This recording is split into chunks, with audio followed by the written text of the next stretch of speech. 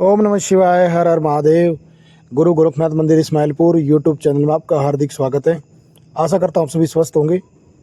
जिम्मेदारी जिम्मेदारी शब्द एक बहुत बड़ा शब्द है और जिस प्रकार से माता पिता की जिम्मेदारी अपने बच्चों का पालन पोषण करने की होती है, ठीक उसी तरीके से देवताओं की जिम्मेदारी होती है कि अपने भक्त अपने सेवक को वो सही सलामत रखे, उसके ऊपर कृपा बरसाए और उसका पालन पोषण करें।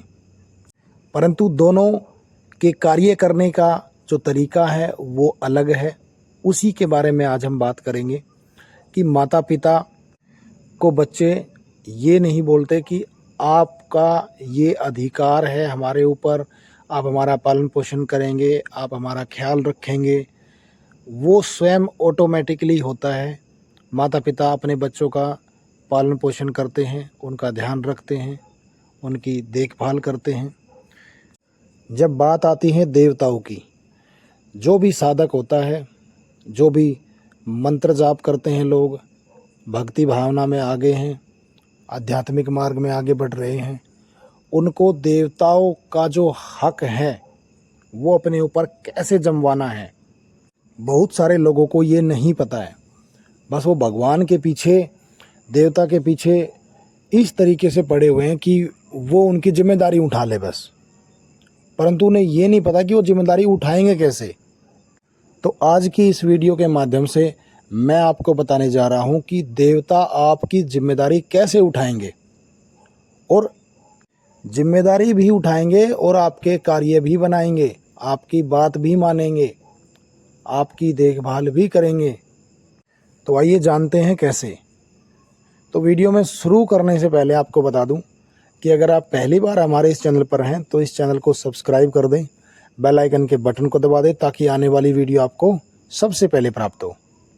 जो भी लोग आध्यात्मिक मार्ग में हैं, पूजा पाठ करते हैं, मंत्र जाप करते हैं, साधनाएं करते हैं, तो उनको संकल्प का माध्यम पता होगा कि संकल्प क्या होता है, क्यों लिया जाता है और संकल्प लेने से क्या उसका फल मिलता है।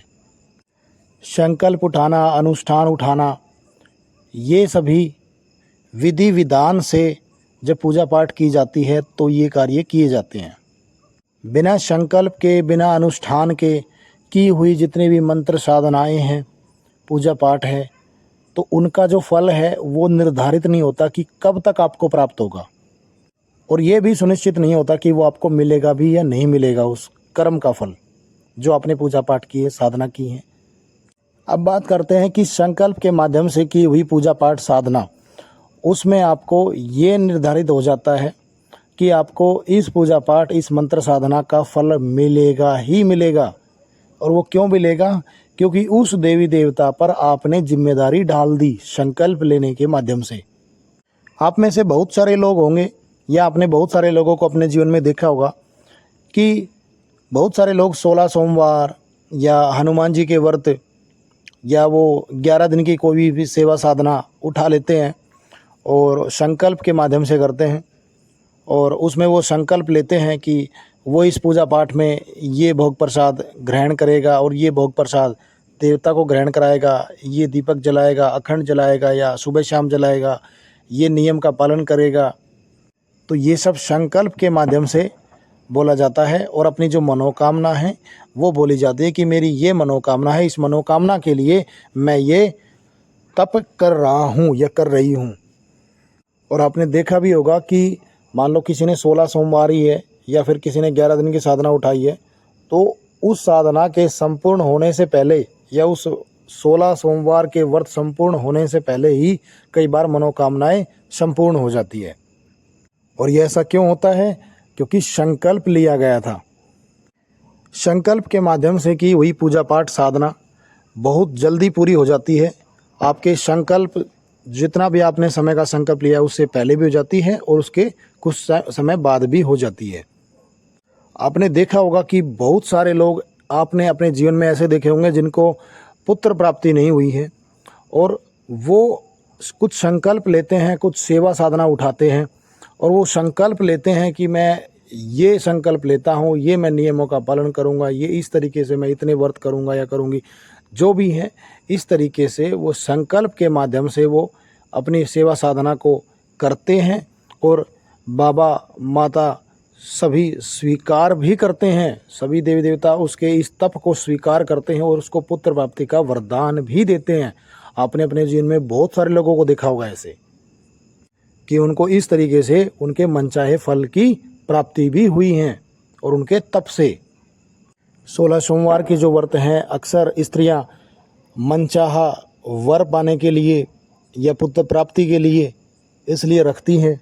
और बहुत सारे मैंने अपने जीवन में ऐसे भी देखा है कि उनको 16 सोमवार होने से पहले ही उनको उनकी मनोकामना पूर्ण भी हो जाती है या उसके 1, 2, 3 महीने तक में उनको संकेत मिल जाते हैं कि उनकी मनोकामना संपूर्ण होने वाली है। अब इसमें कुछ लोग ये कहेंगे कि ये जो तप किया है उन्होंने 16 सोमवार व्रत किए हैं, ये उसका प्रभाव है सारा। देखो उसका तो प्रभाव है ही है, ये जो सारा जो प्रभाव है ये पड़ता है संकल्प से। अगर आपने जो संकल्प लिया है ना, ये उसका प्रभाव है सारा। वो तप आपको तभी लगेगा जब आपका संकल्प अच्छा होगा, जब आपने संकल्प लिया होगा। बात करते हैं संकल्प क्या है। संकल्प एक कसम होती है, शपथ होती है, वर्ण होता है देवता के समक्ष, जो कि हम देवता के समक्ष बैठकर हाथ में गंगा जल लेकर हम संकल्प लेते हैं कि मेरा नाम ये है, मेरे पिता का नाम ये है, मेरे दादा का नाम ये है, मैं रहने वाला यहाँ का हूँ, मैं इस गोत्र से हूँ और मैं ये सेवा साधना बाबा मैं आपकी उठा रहा हूँ और इतने दिन की सेवा साधना होगी और इसमें ये नियम होंगे, ये भोग प्रसाद होगा, ये दिनचर्या का पूरा मेरा शेड्यूल होगा, पूरा जो दिनचर्या का पूरी आपकी पूरे दिन की जो होगी वो आप उसमें बोलेंगे और आपकी जो मनोकामना है वो उसमें बोलेंगे कि मेरी ये मनोकामना इस सेवा साधना के लिए रहने वाली है। तो इस तरीके से जब आप संकल्प लेते हैं तो वो संकल्प देवता के ऊपर एक भार बन जाता है, उसकी जिम्मेवारी बन जाती है कि उस संकल्प को वो पूरा करें, आपकी बोली हुई मनोकामना को वो पूर्ण करें। संकल्प आप साफ शुद्ध गंगाजल हाथ में लेकर भी कर सकते हैं और हाथ के अंदर आप चावल या थोड़े से पुष्प आप उसमें रखकर आप अपने इष्ट की जो ज्योत है उसके सामने आप बैठकर वहाँ पर आप संकल्प कर सकते हैं। और आपने देखा होगा कि किसी भी पूजा पाठ में कलश स्थापित होता है, यानी कि वरुण देवता को सबसे पहले स्थापित किया जाता है और तभी वो देवता अपना भोग प्रसाद स्वीकार करते हैं। बहुत सारे लोग संकल्प में उलझे हुए होते हैं, उनको नहीं पता होता कि संकल्प कैसे लेते हैं।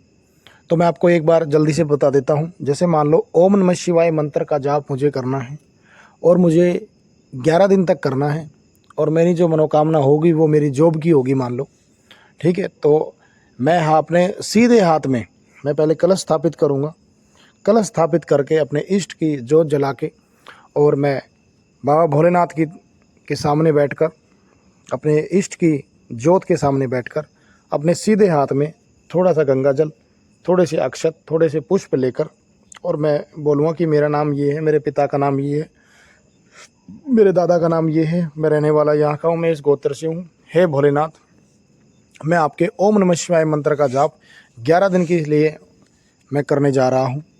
इस दौरान मैं मानसिक और शारीरिक ब्रह्मचर्य का पालन करूँगा। मैं सुबह ये भोजन खाऊंगा, शाम को ये भोजन खाऊंगा, इतने मंत्रों का मैं जाप करूंगा और अखंड ज्योत को मैं जलाकर रखूंगा। मैं अपने गुरु को साक्षी मानकर ये प्रण लेता हूँ कि मैं इस साधना को पूरे विधि विधान से करूँगा और इस साधना के पीछे जो मेरा उद्देश्य है, जो मेरी मनोकामना है, वो मेरी जॉब की मनोकामना है कि मुझे अच्छी नौकरी प्राप्त हो।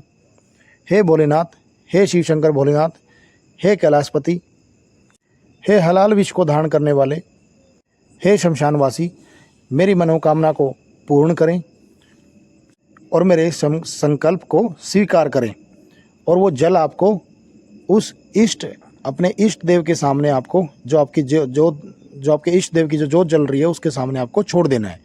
तो ये हो जाएगा आपका संकल्प लेना।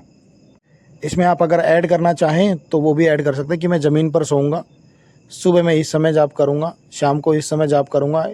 तो ये भी आप उसमें ऐड कर सकते हैं। जो भी आपको अपने जिस तरीके से भी आपको ये सेवा साधना करनी है उस तरीके से आप उस सेवा साधना को उसमें बोल सकते हैं, उस संकल्प में बोल सकते हैं।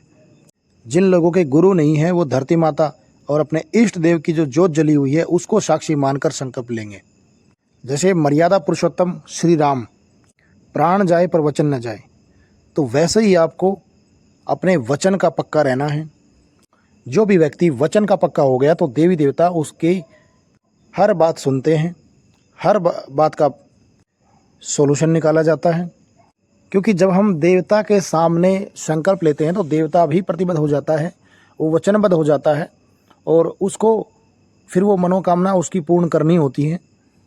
इंसान अपने लिए हुए संकल्प को तोड़ सकता है, परंतु देवता के सामने जो देवता को जो अपना कार्य उसको जो सौंप दिया, जो आपने संकल्प उनके सामने ले दिया और आपने अपना संकल्प पूरा कर लिया, और तो फिर देवता को भी वो संकल्प पूरा करना होता है।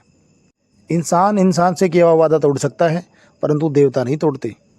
जो आपने संकल्प लिया है उसी संकल्प पर वो रहते हैं और उस बीच दौरान वो आपकी परीक्षा भी ज़रूर लेते हैं।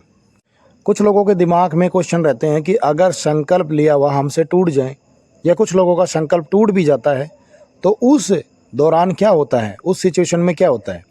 मैं आपको एक चीज़ बता दूं कि आपने किसी से कोई भी उधार सामान मांगा और आपने उसको वापस नहीं लौटाया, तो क्या वो इंसान आपको दोबारा वो सामान देगा? वो कुछ भी सामान नहीं देगा आपको, क्योंकि उसका विश्वास टूट गया। सेम उसी तरीके से देवता होते हैं। अगर आप देवता से किया हुआ संकल्प आप तोड़ देते हैं, अपना वादा तोड़ देते हैं, तो देवता फिर आपसे नाराज़ हो जाते हैं, रुष्ट हो जाते हैं। वो फिर आपके आदेश का कोई पालन नहीं करते, आपकी मनोकामना को वो पूर्ण नहीं करते हैं। फिर आपको दोबारा विश्वास बनाने के लिए बहुत ज़्यादा तप करना पड़ता है उस देवता को प्रसन्न करने के लिए, तब जाकर वो देवता कहीं प्रसन्न होता है आपसे। तो ध्यान रखें कि देवता के सामने जो भी संकल्प आप करते हैं उसको आप पूर्ण करें। अगर आप संकल्प को पूरा करते हैं, अपनी साधनाओं को पूरा करते हैं, तो देवता भी आपके ऊपर विश्वास करते हैं और आपकी मनोकामना को पूर्ण करते हैं। तो ये थी वो जुड़ी जानकारी संकल्प से, जिसके बारे में बहुत सारे लोगों को कन्फ्यूजन रहता है। बहुत सारे लोग संकल्प ठीक से नहीं ले पाते हैं।